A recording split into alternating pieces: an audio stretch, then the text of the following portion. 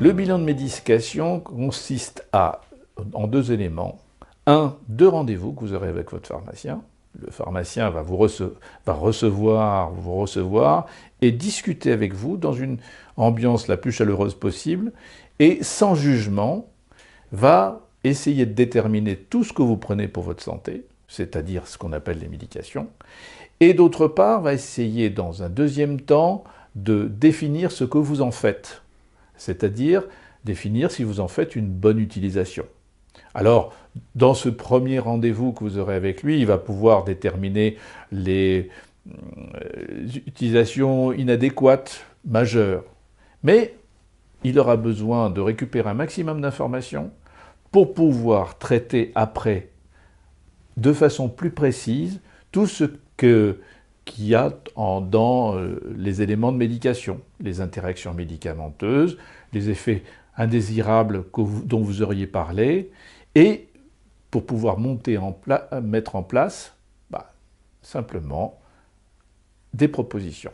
Des propositions qu'il pourra partager avec le médecin avec votre accord, et donc déterminer tout un nombre de propositions utiles. Utiles à quoi? À ce que vous preniez plus facilement votre traitement, à ce que le traitement soit plus sûr, et en dernier, à ce qu'il soit le plus efficace possible, et que vous évitiez de l'oublier.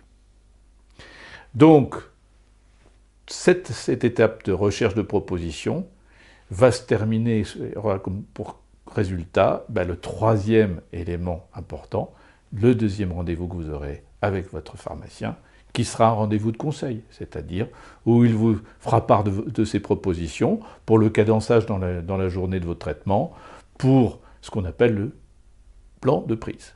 Donc, en fin de compte, le bilan de médication, c'est plus de sécurité, plus d'observance pour vous et plus de bonne utilisation de votre médicament.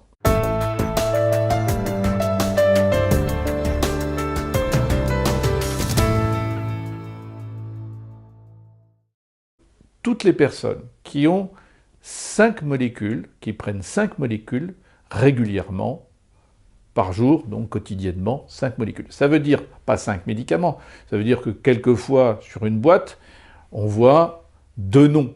Eh bien, les 2 noms, c'est 2 molécules, 2 principes actifs.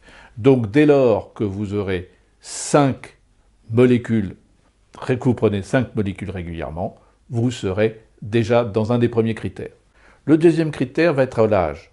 Alors, ou bien, ça sera 65 ans, et que vous bénéficiez d'un ALD, c'est-à-dire d'une prise en charge à 100% pour une pathologie chronique, eh bien, vous serez éligible.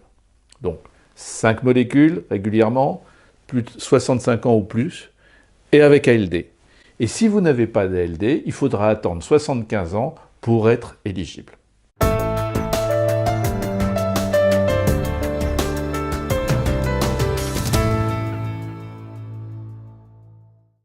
C'est utile pour plusieurs raisons.